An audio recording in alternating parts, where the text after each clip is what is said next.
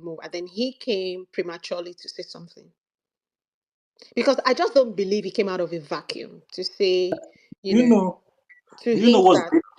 do you know what's going on? The reason why I initially said that I disagreed a little bit with Mohammed was because of this.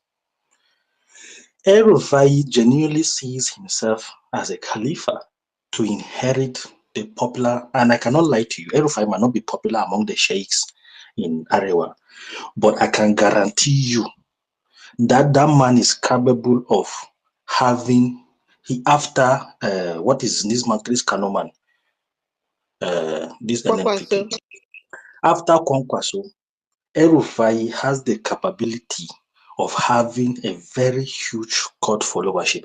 He has the lenient, that aura that Buhari carries among the populace, not the elders, not the elite, not the Arewa elite. They will not like him. Dr. Croc, I no agree for you. El-Rufai aura and Buhari aura. No, El-Rufai talkative. no, Buhari we know they talk. among Arewa youth, because he seemed to present himself as an alternative. He has it though. Me, I can guarantee, I'm from this region. I'm telling you that the people, this is what the people like, and El-Rufai is giving it to them.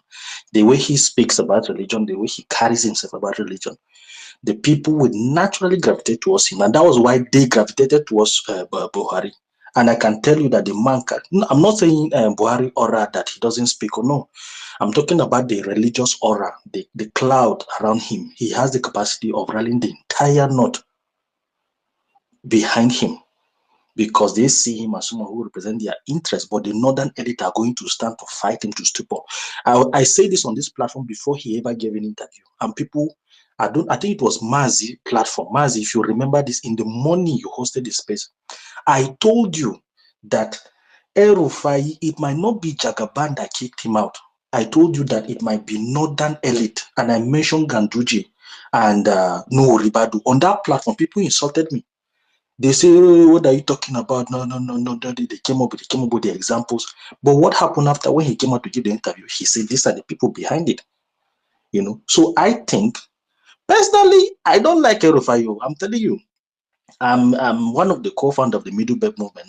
I despise the man, but I respect and acknowledge that he's very efficient, and I can guarantee you that Arewa youth are going to stand behind him if ever he moves to mobilize them, the way you see them behind Buhari, because of the religious cloud that he carries.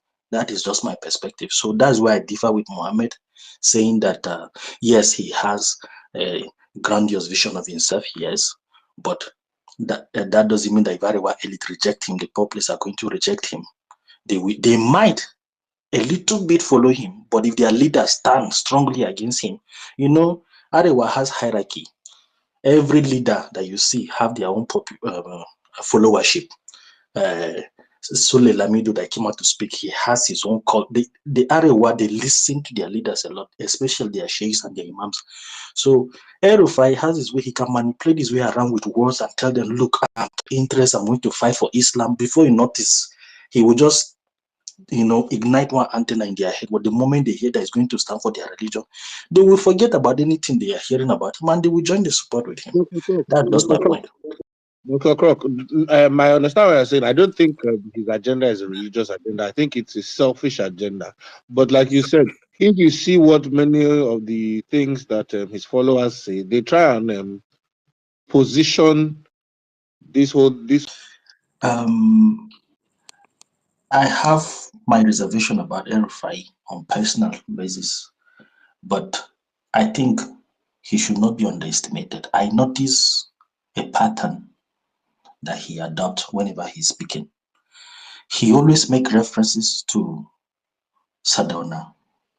He makes references to almost all the leaders, the Arewa leaders of relevance. I have seen him quoting all their works about leadership, about justice and fairness, some letters that they wrote. And then he always make reference to Buhari as his mentor. Anytime he speaks, he always, there's that leaning. We are doing this because of the precedent that was set by our leaders, by these people that you revere. I feel like I think El-Rufai sees himself as a Khalifa. He sees himself as someone who embodies their philosophy. One day in the kitchen area, and he's come here to come and fulfill some of these things. So, in the fact that he's arrogant and he's not popular, I can guarantee you that he's not popular among the northern elite because they also are aspiring for this powerful position. And then there is another group that is not quite popular with them, who are the sheikhs and the imams. But I think El-Rufai has his way around with them. This perspective is based on the speech I saw him giving in Kaduna. I think he has he can speak, especially when he's speaking in Hausa. He has his way of, he can speak something into these sheikhs and imams that they don't like him because of what he did to the Elizak Zaki and his people. He has insulted them. El-Rufai has closed down mosque and even demolished mosque in Kaduna, closed down and stopped Friday prayer during COVID. And there was one Sheikh Yahya Bello that came out. Yabo, that's his name, Sheikh Yabo, came out. That time they started fomenting problem and they were insulting El-Rufai. El-Rufai arrested the man and locked him up. So he was very unpopular that period among them, but he has his way. I don't think El-Rufai is very religious, but he sees religion as a tool to power. Dr. Croc, sorry, let me ask you a very quick question. What is your assessment? Why do you think Buhari dropped that statement less than 24 hours that El-Rufai claimed that, I went to meet him and he gave his blessings for me to go and all that? Why do you think that the release of that statement was that snappy? Why, as in your assessment, do you think it's just a coincidence or there's a particular reason why they dropped it, quickly like that? I'm not sure I can answer, but let me try. I'll try. This is what I think about Buhari. I always call Buhari an emperor. I've never referred to him as president. I either call him an emperor or as an emir because of the way he carries himself. There is this aura about Buhari. Which Dr. Croc was trying to highlight. You see, El-Rufai's antecedent is not more than the last 20 to 22 years. He sojourned into Nigeria's political space, from 2003 down to date. Is something that virtually every Nigerian is aware of. We all know him. Whatever role he has played is in public domain. There's nothing new. And his antecedent as crystal clear, as a good morning. So there's nothing new that he will say that people cannot pinpoint what he has said in the past or what he has done in the past, and which does not or either directly, align with the principle of his person or the entire, majority population of Nigerians. But it is evidently clear that El-Rufai does not have what it takes to have this majority of northern youth rally around him. There are so many power brokers in the north, especially from the region where he hails from. These power brokers have their supporters, they have their political bases, and these political bases are well oiled and well nurtured, and they take directives from those who have always been with them from time immemorial. So for El-Rufai to come at this critical point to say that he wants to hijack this structure, I think whoever is advising him is not doing him a favor, rather a disservice. So, Dr. Croc, what El-Rufai's primary aim was initially was to ensure that Buhari was by his side. That would have been the master stroke. But with that statement, I think everything has fallen like a part of card. Every other political figure within the northern extraction, as I said, have their political structure and all will maintain their basis. And if they are to go into any form of alliance or coalition, you must state clearly what you are offering. And you must also assure them that whatever structure they have been maintaining for the last 1 decade, 2 decades, or 3 decades will be intact. El-Rufai does not possess this power. He does not possess this influence, and he does not have the courage and aura to persuade these people to join him in his newfound, political struggle. These things are not there for him. The only thing he has at this point, which is the biggest instrument, is for him to use his oratory skills and, experience as an administrator to try to say things are not going well in government, to criticize the government and serve as a mat of opposition. But in terms of mobilization, these things are not there. We just have to be objective with ourselves. He has his problem with northern leadership extraction. He has his problem with the traditional northern element.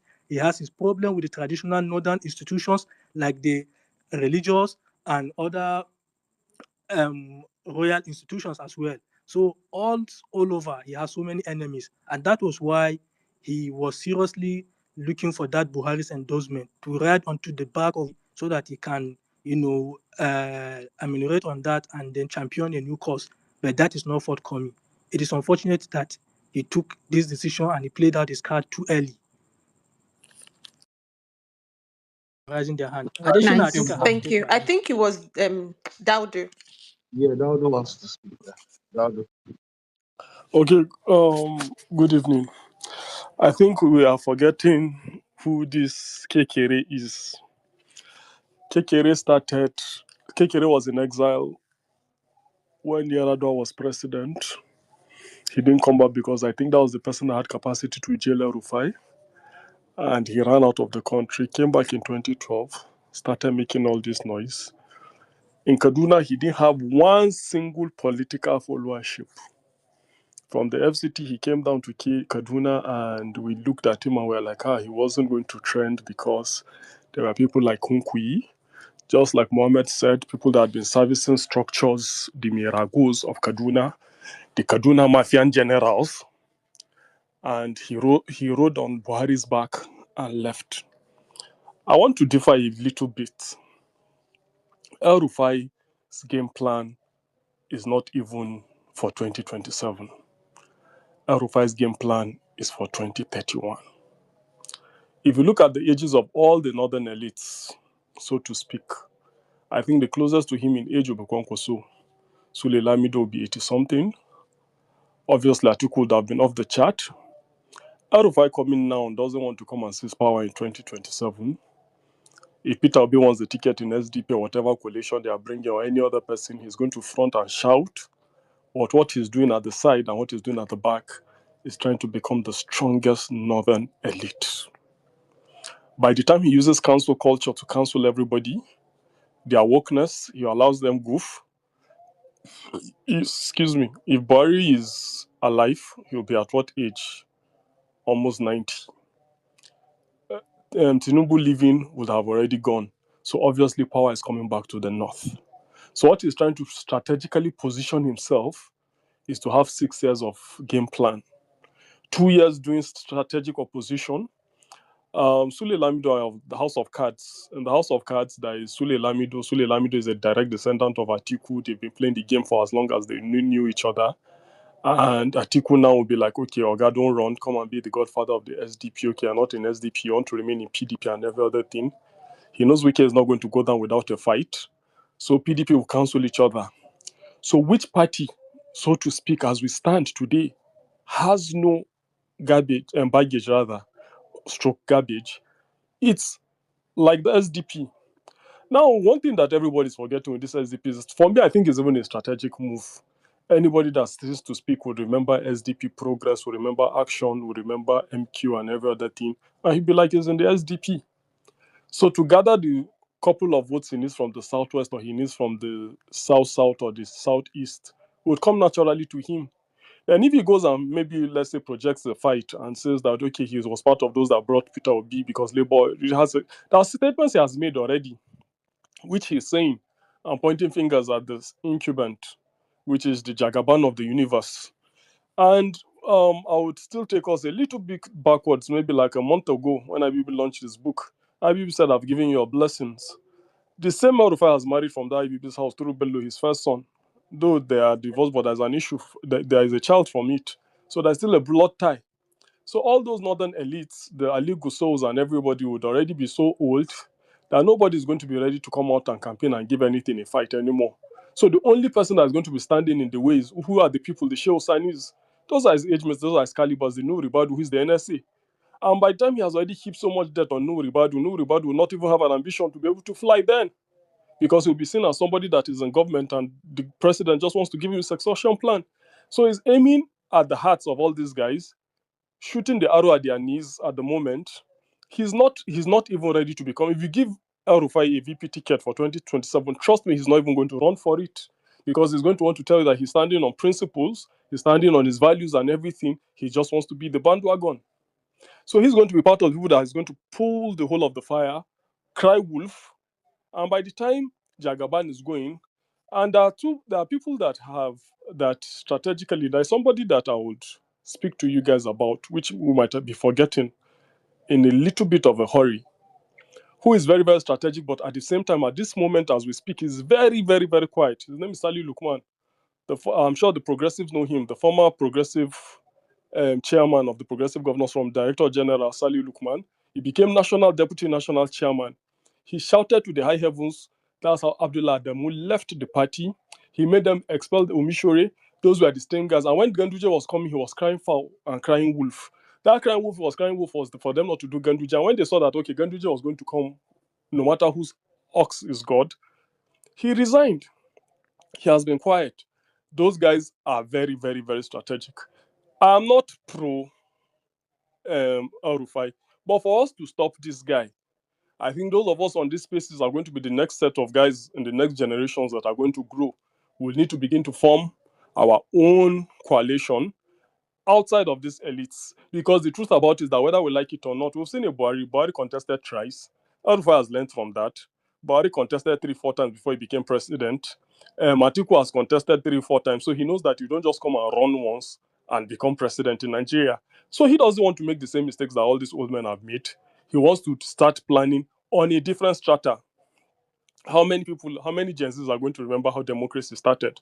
By the time you begin to say all what you are saying in the next 15 years, the next set of youths that are going to be the next 70% of the population in the next 8 years are going to be totally, entirely different. Some of us might be in our late 40s, some of us will be in our early 50s, those of us that are already in our 50s will be in our 60s. So you're not even going to be able to be in this space for 3, 4, 5, 6, 7, 8, 9, 10 hours. He has gone on TikTok. Within a week of TikTok, he already has 300 or something. I don't know what his count is, but as at yesterday night, I think it was over 300,000. So he's just strategically positioning himself to become the king of the North. It's a Game of Thrones. By the time all this, we pray that Tiwa Danjuma is critically ill at the moment. Those are the people that own the northern structures. Those are the people that will tell you that go and sleep, nothing is going to happen. Those are the ones that declare the Taraba politics and every other things. So new goons are coming on ground. So what he wants to give it is a fair fight.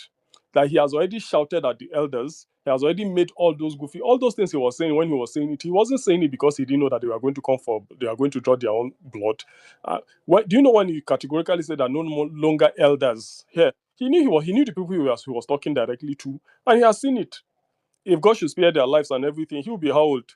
60 what at that time? Or maybe early 70s, maybe around Jagaban's age to run for president. And all those guys are in their 80s. So which northern elite now today that has power? Kwankwaso will be at what age? Kwankwaso is already having a full-time trying to, if he can win Kanu in the next election, it will be by the grace of God. It will be by Isha Allah, because APC will take back their Kanu. Ganduje is not sitting there just because he's going to come and tell Tinubu that Kanu is not going to come back to APC. So they've given you everything. We've given you MPHR, we've given you the board members, we've given you everything you need from Kanu. So what are you telling us? Look at people like Abdul Mumun and Jubril. They've been quiet. Those are people that at the point in time in Nigeria's National Assembly, when they cough, everybody catches cold. People have been neutralized. And he's knowing that if he goes into oblivion and he keeps quiet, so he's quickly detaching himself from all the parties that have baggages. He knows that in the next 12 years, you can't come and sell APC or sell any other party to anybody, because he might be able to even tell. And the start might say that, okay, after 16 years, PDP fell out of power. They couldn't do more than that. APC will be doing another 16 years. So the natural change and the natural course to gravitate will be, let's try a new option. Labour Party should have been strong, but they've not been able to keep the house in order. So this is a strategic move. The guy that wants to even run for president in 2027, everyone might be like, okay, let's come. You guys should come on board. So now it is now like an insult. I built my house for over 20 years. Sule Lamido would rather die on his high horse in PDP, even if he's going to be the last person remaining in PDP, because those were the guys that started and formed the party from PDM in 1998. Those were the ratio Musa Yaradua boys. Those were guys that they've been doing things since day one. So they are not going to come out. Where's SARS today? The same thing that the vice president has done to SARS, Modu Sharif, is what El-Rufai is trying to do to most northern elders. The vice president, just some years ago, was a banker, but he has metamorphosed to be one of the guys. And obviously, we know he has an ambition too. And if the vice president wants an ambition and El-Rufai knows how ruthless he is, he's not going to. You've seen what he has done to his predecessors. You've seen how he is. He's a very, very quiet guy. He doesn't make noise. He just acts. So those are the people that he's trying to counsel. Those are the people that he's trying to say, okay, who are the figures that are going to come? If you give the VP the ticket of APC, which most likely might come, or you give it to a new Ribadu, and he looks at it and he looks at it, okay, in this APC I have so much enemies. Where would I pick a ticket more easily? Then obviously, with what we are hearing and how everything is, Nigeria is always going to, God forbid, Nigeria is not going to get better than it is at the moment. Our best is for the president to stabilize it and begin to see the effects of what he's doing after 6 or 8 years. And it tells you that he wants to move the country forward. So for me, I think that El-Rufai is playing a long game. We are trying to look at it at the short game. He knows that power incumbency, how many people? It was only Jonathan that honorably submitted power and left, and it was just because he was more of an academician than a politician that came into power. And everybody that has become a president in this country has been a governor before. We are yet to change that narrative. So those are the things that he's counting on and is banking on. And where's the political capital of the North? It's not Kanu, it's Kaduna. So that is where he's coming from. If I so submit, I should think we should look at this man thinking light years ahead. And that is where we should wait for him. 2 years from now, he knows he can't push Jagaban anywhere.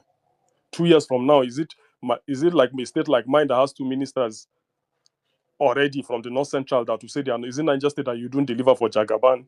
I can tell you if an election is run today, Jagaban is going to win in Niger State. Today, I'm not saying tomorrow. Come 2027, he's going to win Niger State. Mark my word. Except if my governor goes somewhere. But if my governor doesn't go anywhere, I'm very, very sure if Bago doesn't go anywhere, he's winning that. Reverend Father in Benue is doing well. You said? I said if an election is run today in Niger State and is run on 27th, Bago, Niger State is for Tinubu. My governor wears his emblem every day of his life. His commissioners do so. I'm in deep. I know exactly where it is. So Benue is for EPC with the Niger EPC. So the middle belt and everything. So he knows that if you do the calculation already as it stands today, APC is going to deliver in 2027. No doubt about that. We have 2 ministers from Niger State. We have the Minister of State Agric, we have the Minister, and so is it across board. So is it 24 states that you couldn't deliver when you are not empowered, that you'll not be able to deliver to thirds of Nigeria when you're in? So that is not it. But El-Rufai's game is the long game. So it is that long game of 2031 that he's playing. But everybody's so confused and thinking it is 2027. You can't oust Jagaban in 2027. Yes, Sule Lamido might be that old age and dementia is beginning to affect him and he's thinking that, I know this guy's thinking of 4 years. No, he knows that Jagaban is going to give it a fight, even if it's a fight. Sorry to bring this in. See what she has been doing around the North in the last, that is another way of campaigning. That's another way of reassurance. The first lady has been to my state 2 times in the last 3 weeks or 1 month. So they already know where their basis is. Officially, campaigning in APC has already kick-started. Whether we like it or not, we already know that. And those of them that the stakeholders, okay, just imagine somebody that was made a commissioner in a state or a House of Assembly member just 2 years ago, and this is his 4th year, even yet to recover the whole of his money. I tell him he should come and go home. He's not going to go home now. So we're going to fight tooth and nail to come back in 2027. Even if it's by skinning the cat, they will come back. We are sure of that. But after Jagaban comes back, is APC going to be able to deliver anything again? The answer is almost absolutely in the negative. I'm very sorry to say this. But if they can't deliver as at that time, who is going to be the next person? Who is the next elite that is bright, that is seen as smart, that has been an orator, that is seen as sharp? Dr. Croc said it.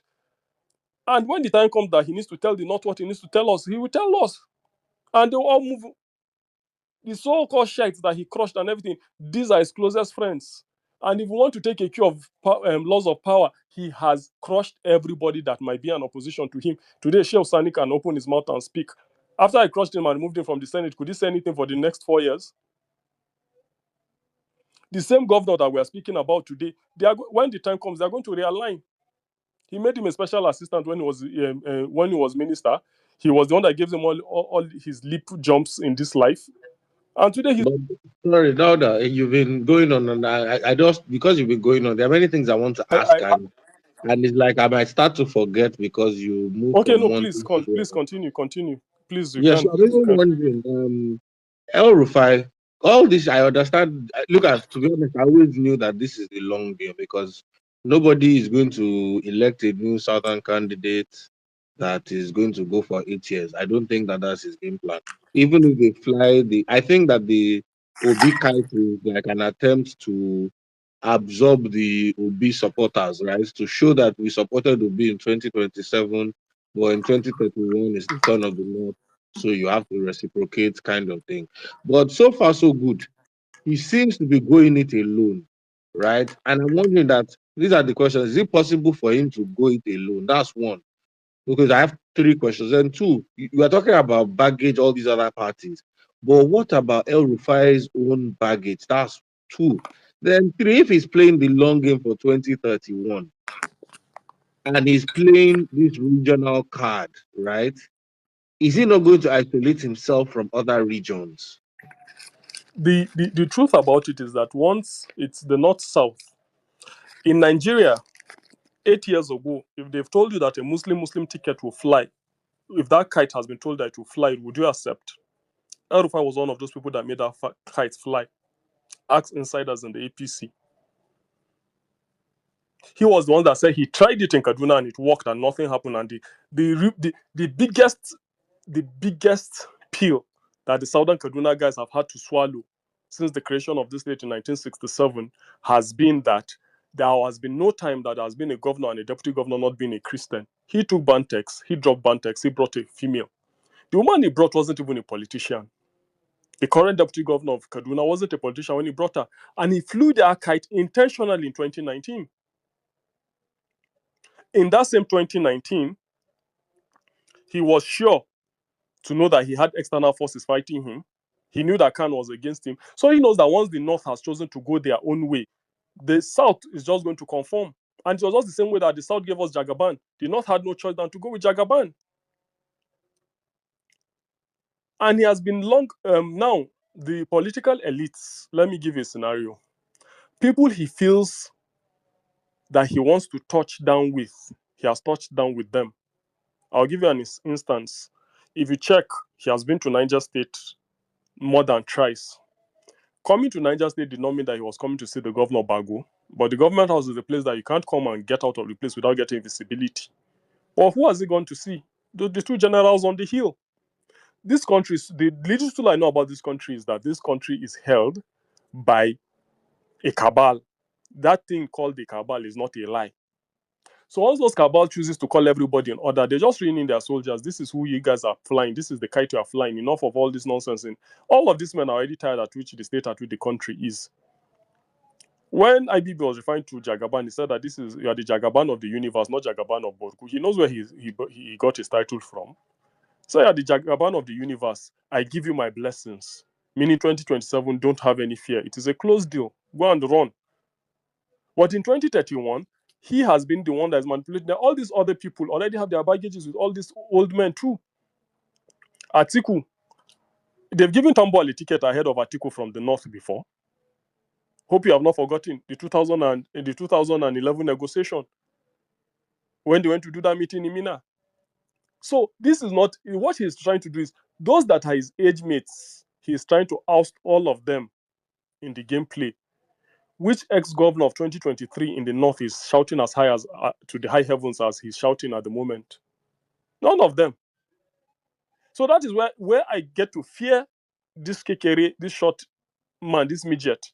So he's not doing it because of the love of anything. No, he wants to make the most noise when the time comes. He knows that Buhari has made all those noise and every other thing. And he knows that whether Buhari is alive or not, he will tell everybody that he will respect Buhari. There's no time he doesn't squat to greet Buhari. It's intentional. He did that to Jonathan. He squats before he matches you on the head. Nobody, we are not advanced, just as Mr. Dr. Croc said. Everybody knows this man's shenanigans. But trust me, when the time comes for him, if El-Rufai needs to cry on national TV, don't worry, you watch him cry. So if he needs to go and meet Sheikh Dahiru Bauchi, all the people that have the cult followerships, whether in religion, Bishop Martin Kuka, name them in the north. By that time, in 8 years' time, how old would all those people be if they are still alive? They are barely going to be able to speak. Then how many people have the watchers that he's going to be coming out with? That's one thing nobody seems to speak about. How come Wike is running amok the way he's running amok? So that is where I want us to nip him in the bud. Let's Wait, see him come in. Let's sorry, plan. let me ask you a Yes, sir. question. Yes, sir. What do you think his opponents will be doing while he's doing all this? This long game, Beautiful. you know, because he also has Beautiful. contemporaries that are also looking at that same seat. What do you think they will be Okay. doing while he's doing all this? Now, his contemporaries that should have been able to beat him out square and fair should be people like Tambuwal. But at this point in time, they're already fast spent. And they've already presented themselves as people that could betray. But that, I understand that, but Okay. you know this thing you're saying about the ability that they portray themselves as people that are able to betray. Yeah. What about El-Rufai? Exactly. That's El-Rufai has been a betrayer. what I wanted to ask. Sorry. Okay. I don't know whether anybody. I think I had a glitch. El-Rufai's game is in 2031. His story is not going to be. His story is not. Let me give this scenario. When Jagaban wanted to run, Starboy was out. Akpabio